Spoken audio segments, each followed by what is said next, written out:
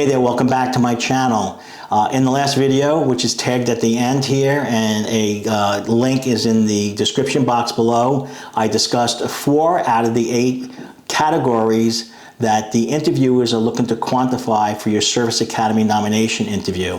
I strongly suggest that you go back to part 1 and you look at that. After you look at part 2, it's not necessary to look at 1 first and then 2. You can look at 2 and then 1. They don't have to be in sequence.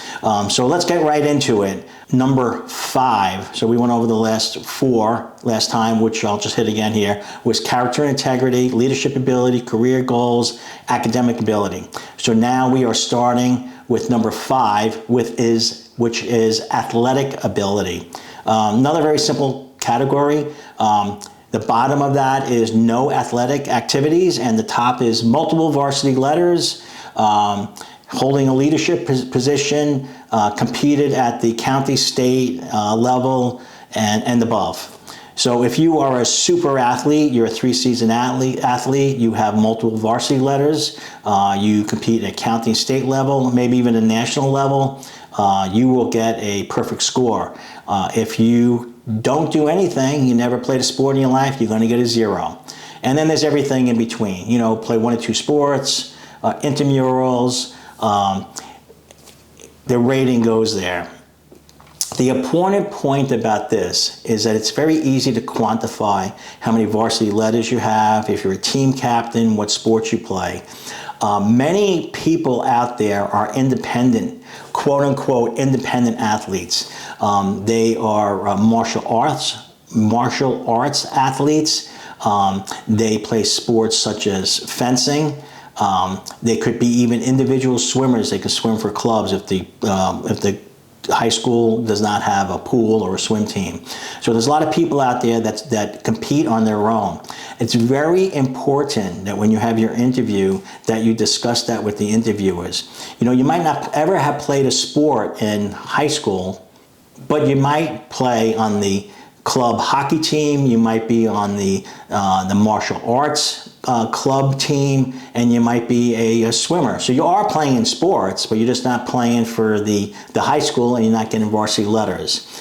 And a smart interviewer will delve into that, see where you ranked, and will adjust their scores to fit this kind of criteria. So once again, you got to play sports. You got to try to get varsity letters if you can, and you got to try to have a leadership position if you can.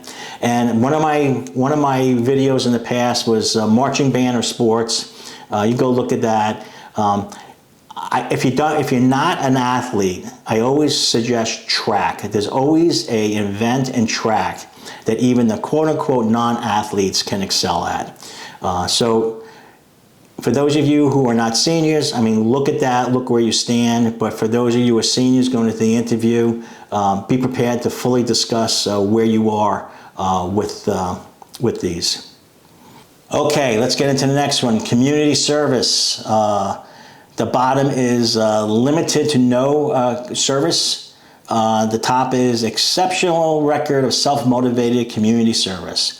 It's always a tough one. It's always a tough one for students that are playing sports or studying hard. They're doing a lot to be active in the community. But there's always something that you can do. There's always a church group that needs help. There's always the blood bank that needs help. There's always something where you can volunteer, that you can make a difference and actually become a leader in. There's plenty of groups out there that need support. And if you look at some of these groups, these groups that do charitable things that really help the community, they're usually made up of a lot of older people, like myself, that have the money but don't have the time. And you don't have the money, but you may have the time to make their life easier and to handle a lot of things for them. So if there's a church group out there that needs help, with community breakfasts or doing something for the community, somebody who's young, like you folks out there, can go and help them and really make a difference. So there's always opportunity to do community service. I know that a lot of people are too busy studying, too busy with sports, but there's always time. There's always a half a day somewhere where you can volunteer. So once again, Community service, it goes from no service to doing a lot of service and leadership positions. You have to find something to do some community service and be prepared to discuss it. You might do something, once a month, you might not think anything of it, but once a month doing something for an organization is a lot. Okay, we're going to get into the next one, extracurricular activities that are non-sports related.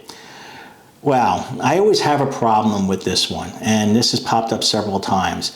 I mean, is it community service, but it's not sports? Exactly what is it? And I'll just read the bottom. No significant non-athletic extracurriculars. And then it says, leader at the highest level in multiple activities had led or would have led activities or groups of people. I've always had a problem with this, and I always look to groups that are not sports groups, that are kind of like, 4-H, scouts, groups such as that, community groups like maybe volunteer firemen, volunteer ambulance corps, groups such as that are really kind of extracurricular, but it's not community service because you're kind of like working, but it's volunteer. It's kind of a gray area, but just be prepared to kind of discuss that a little bit and be prepared to how that questioning will go on that. I have to tell you, many, many times I interview students that do very well academically, but they are a one-sport person. They play, and I will pick on football players because this is what comes to mind. What do you do? I play football. I'm a leader on the field. Me and the team, we go out, we pick up garbage, once during the spring, summer training. We play football. All the life is nothing but studying and football. That is not a well-rounded person. I understand that sports is important. I understand that grades are very important, but you have to round things out. So stuff like community service and stuff like extracurriculars like scouts, 4-H, things such as that are very important. So be prepared to discuss that, and don't be a one-sports person when you come to your interview. Give a more rounded view of yourself. A truthful view, but a more rounded view of yourself. And now we come to the last one, enthusiasm. Wow, enthusiasm. This might seem like a very innocuous category, but it is limited interest in a chosen academy or an exceptional candidate prepared for the rigors of academy life and the military. If somebody comes into an interview and is just not enthusiastic about it, it just really is just not into it. They're just there. They're going through the motions. It tells us a lot. It tells us, number one, that they really don't want to be there, or they were forced to be there by their parents, or they're just living up to some expectation which is not theirs. On the other hand, somebody who goes and starts telling us all about the research they did, they went to summer seminar, they went to the AIM program at the Coast Guard Academy, they've been to the Merchant Marine Academy, they've been up to West Point, they know what the curriculum is, they know what they want to study, they went here, they went there, they know all this stuff and what community they want to be in. We know that person is extremely enthusiastic. That person gets a 5. The person says, did you ever read a book about the military? Oh, no, I never read a book. Did you ever watch a film about, military? No. What do you want to study at the academy? I don't know. What do you want to do after? I don't know. That person gets a 0. So they have these two extremes. So it's very simple to score very high in this category. That is, do your research, understand what you're getting into, look at the curriculum for your chosen academy, understand maybe what you want to study, and understand what the career opportunities are. Nobody's holding you to that you got to study nuclear physics at Naval Academy and become a submariner. But right now, I say, hey, look, I looked at this, the nuclear program interests me and I want to be a submariner. You kind of know what you're getting into, and you project that to the interviewers. So let me go over the 8 categories once again, and we'll wrap this up really quick here. It's character integrity, leadership ability, career goals, academic ability, athletic ability, community service, extracurriculars, i.e. not sports, and enthusiasm. Those are the areas that the interviewers are looking at and are grading you on. So I hope you got a chance to look at both of these videos. As always, if you have any questions, the email below, send me an email. I will answer it as quick as possible. I did get several emails from my last video, which I answered within a day. And if you have any questions, just send me an email. And please subscribe. So thank you very much, and good luck to you. I hope you get what you want. Bye now.